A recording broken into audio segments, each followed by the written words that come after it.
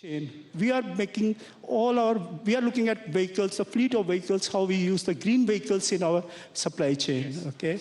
Similarly, when I look at nourishing healthy communities, right? The direct selling business model, okay, is about empowering at various strata of society, okay?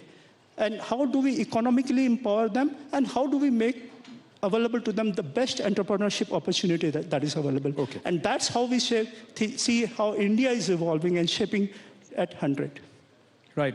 Dr. Singh, you know, what lessons can other industries also learn from leaders like you with changing, evolving business strategies? What lessons would you want to, in fact, you know, tell other entrepreneurs, those who are looking at this session or looking at for, you know, some advice? So we are looking at currently the things which India is driving on. India is currently among the top 3 nations in energy and use, what we are looking at. And we are looking at in next 20 years, it should grow more and flourish more as it is one of the robust developing nations. We are understanding the modernization part, the structural part, the part where India can play a good role on. The strategy is very simple.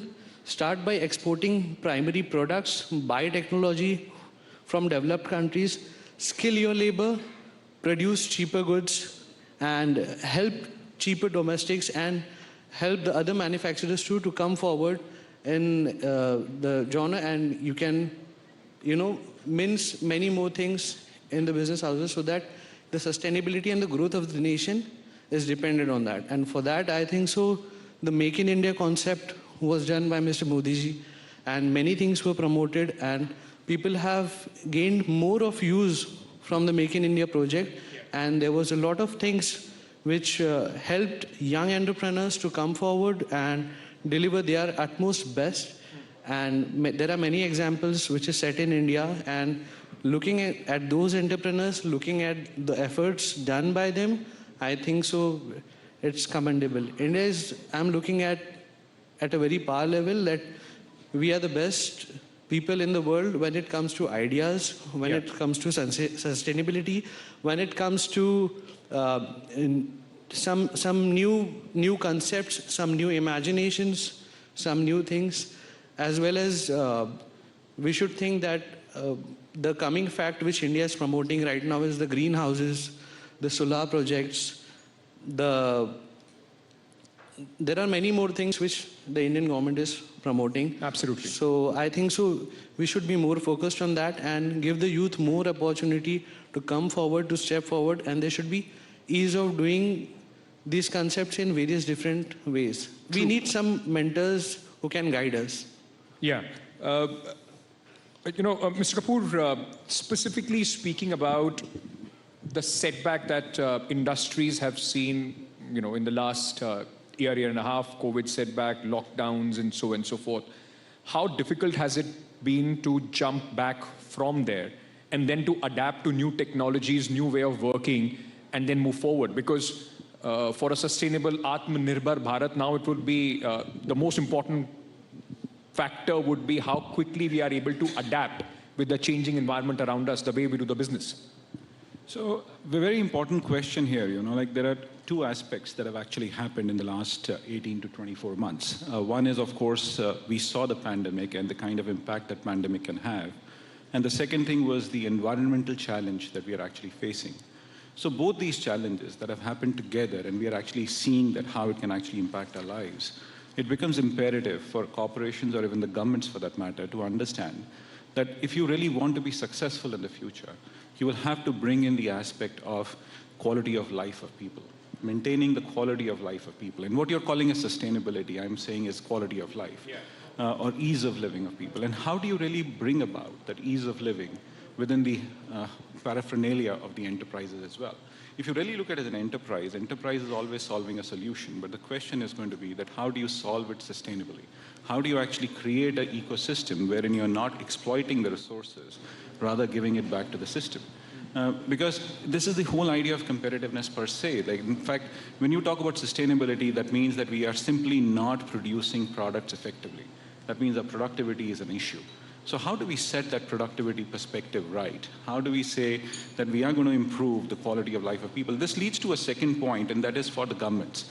And what the government is doing here is something very phenomenal, at least within the Indian context. And Vivek DeBroy and I wrote a piece for the Harvard Business Review on this, when we are saying that, it is not about GDP what matters. It's not GDP per capita, but it is actually about quality of life or ease of living that matters. And that is what needs to be looked at. And if we don't really bring these perspectives, so this actually leads us to think like it's about social progress and economic progress. And these two things, or the pandemic has actually exposed it. In fact, the pandemic has also said something very interesting to us, or told something very interesting to us, that the time for humanity could be numbered if we don't really solve the things. In fact, from my point of view, if you really ask me, like we are at a cusp of time when we are in danger of extinction. We are right now in the middle of the sixth mass extinction. So I'll start it in the reverse order now, but I just wanted to, just a corresponding question to that. So is environmental concerns, sustainability, are they an impediment for a developing nation like ours? Because we've seen both largely don't go hand to hand. Conflicts between environmentalists and people, those who are talking about higher GDP, rate of growth and everything, and controversies around that. India is seen a country which is difficult to do businesses in that sense. Too many environmental laws and all. So are they at cross with each other, or is there a way to find a common ground? No, I think the moment you start thinking that they're at loggerheads with each other, we are simply looking at the wrong perspective. We are looking through the wrong lens. They are not at loggerheads at all. You can actually do it. And if you really look at it, like if you look at the Indian ethos, Sarvjan Hitai, Sarvjan Sukhai, what does that actually mean? Like it is all about equality for all, development for all, and incorporating everybody together. So that's where it is actually coming from. So if you really look at it, it's not at loggerheads. It can be brought in together. This is where corporations will have to start thinking. The models of the past, what we are really hinting at, or what you're hinting at, is the capitalistic models of the past were actually very exploitative. It is not a railroad revolution that is happening, or it is not the oil revolution that is happening again. It is actually about finding the sweet spot now. If you really look at the journey that developing countries are taking, is phenomenal. When you talk about clean energy, and look at the kind of perspective that India actually has on that. Yes. So there are very positive things that are actually happening. What I'm really saying here is that what we are really hinting at is a new model of capitalism. We are not talking about the cliche, the model of capitalism that we were talking about in the past. We will have to redefine ourselves, and it is possible, very much possible. If I have to serve a customer, what does it really mean to serve a customer well? If you don't have to create waste, you can actually have recyclability in the processes, and you can have very, very robust value chains, which actually takes care of everybody across the board, from communities to the dumping of things that can actually happen, and so on and so forth. And there are enterprises who are actually following that model. It is just that we have to learn from those models. Incidentally, one last point which I would like to share here is that when you talk about new age enterprises, they are far more sustainable than the enterprises that were actually there about 20 years, 30 years back. Yeah. Dr. Singh, for a young entrepreneur like you, what are the challenges that you see going ahead, and ways to overcome them? To what degree are these shifts taking place in terms of trying to balance the growth with environment and, of course, industry?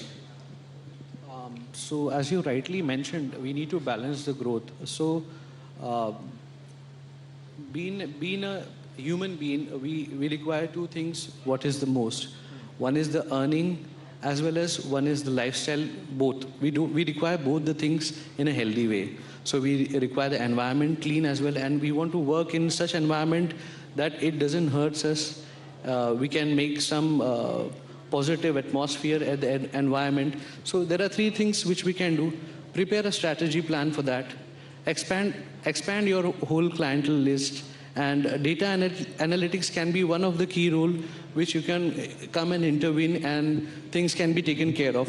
Maximize the value of your particular company so that more people try to enroll in you, have good communications with you. So you have to create a certain environment within your organization that people should feel comfortable, they should be appreciated, they should be taken care of. It should be more of a familiar feeling than that, More of a people-centric approach, like more of a people-centric than a profit-centric approach that we are talking about. So that's what we are looking at. And when we go towards this kind of session, then the people who are working for you, they don't feel like that I'm working for them. They feel that we are working as a whole. So every chunk which I'm burning right now I'm burning for myself. So I'm burning for the people who I'm working for. So that particular message should be there in each individual, so that the growth part, the sustainability part, the part where the industries can grow should maintain both its decorum in that.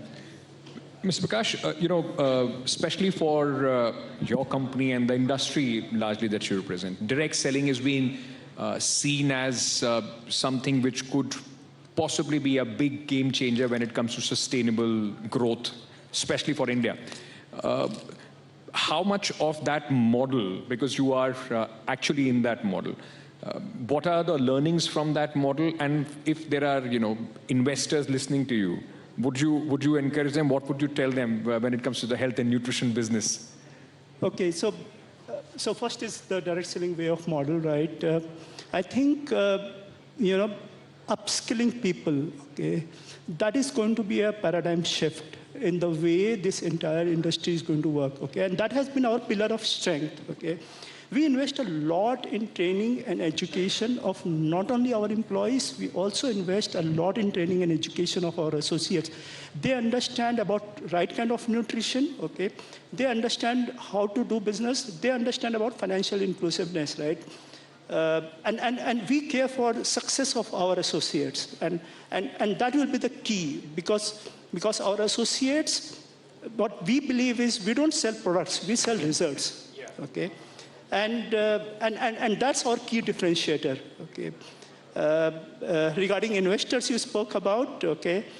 More than welcome, I guess. People have seen our success. Our success is premised on communities we serve, right? And that is key to our business. Is it easy to replicate your model? Sorry? Is it easy to replicate? I mean, if somebody, it will require a lot, like you said, you are just not selling a product, you're selling a lot of research. So our founder and first distributor started our company 4 decades back, okay? And in India, we are there for 22 years, and we are celebrating our 22nd anniversary. So it has taken so much time for us to reach tier 3, tier 4 villages, rural parts of India, right? And changing lives over there. So yes, of course, this is an enormous amount of effort. There is no easy way of doing anything, yeah? In fact, I was reading about something that you recently said. Recently, you've said that India has laid a policy emphasis on innovation as a growth strategy over the last decade. How do we stand when we look forward to benefit from that? So benefit from innovation. Yes. Yeah. So you're like, innovation is going to be the key. In fact, when you're talking about sustainability itself is innovation itself. And there are 2 or 3 levels at which we can really talk about innovation. Like one is going to be the business models, the processes, and whatever. But I think the biggest thing is going to be about how business models can actually get innovated for the future. If you're able to innovate, if you're able to deliver services, or if you're able to deliver solutions. In fact, I'll just take a step forward, that everything that we are giving to the consumers is effectively a solution for something. So if you're able to do that in unique ways, you are able to create value. If you really look at it, one enterprise, which I always love to talk about, is Jio. How they've really created value in terms of like the model. I think the biggest thing that Reliance is that they actually look at the market in terms of like, how can we serve 1 billion people? And then when you're serving 1 billion people, then how can we actually give it at the right price or the appropriate price? So the 3 things that they're actually doing, or most of the big companies or unique models would do, is that how do we redefine value for the consumer? How do we really look at the value chain over and over again? The third thing is going to be how do we resolve or create solutions for the communities at hand? That is one part of the story. The second thing is going to be the ecosystem for research that needs to get created at the governmental level. Today, if you really look at it, India is today sitting at a cusp of a very interesting revolution in terms of, say, because of the what we call as the demographic dividend. Of course, there are challenges that exist, but at the end of the day, we are in a situation wherein we can actually become the innovation hub. In fact, the 2 COVID vaccines are actually a reflection of the innovation or innovative capacity for the country that we actually have. Of course, on per capita basis, we are far lower than many of the countries. That's something that we have to achieve, and we can actually take the move forward. But the question now is going to be that how do the corporations and the government come together to really create that innovation ecosystem which is able to resolve. In fact, one of the things which is a reflection, as of today morning, 31 unicorns have actually happened in India in the last 11 months. So if you really look at that figure itself, that itself is what I call a cognizance to the fact that India is actually arriving in terms of business model innovation. You might have actually talked about Byju's about a few years back and said, oh, what a useless, stupid, dumb idea. But look at what it has actually done. It's a transformational activity. You know, in the end, just very quickly, Mr. Prakash, has India been able to, let's say, spring back or jump back from the depths that we, or the problems that we faced during the pre-COVID times and then during the entire lockdown and so on and so forth? Has this vaccination drive right now, we talk about 100 crores, there's still a lot of work that needs to be done. Has that given us an edge over our competitors, especially China and other countries? Okay, I mean, I would like to limit to India per se. When you look at the recovery that has happened in India, it has been a V-shaped recovery, okay? We have bounced back stronger than what we were previously, okay? We are witnessing in India a growth which was unseen, unheard of, okay? And that's where we stand, okay? There is a new level of optimism, okay? People are more confident than what they were, okay? I interact with many of our associates, and when I talk to them, okay, they feel more confident today. And with the change that we are able to bring in their lives, they are extremely happy with the way we are today, yeah? All right, thank you so much, gentlemen, for sharing your insights. You wanted to make a point, Dr. Singh? Yeah, for this point, I would like to add few points to. Yeah, please go ahead. The thing is like, let's now see a fact which has come to one's notice is like India has witnessed its first technical recession in last year. So there was a time when India saw negative quarter reports. I think so twice a time.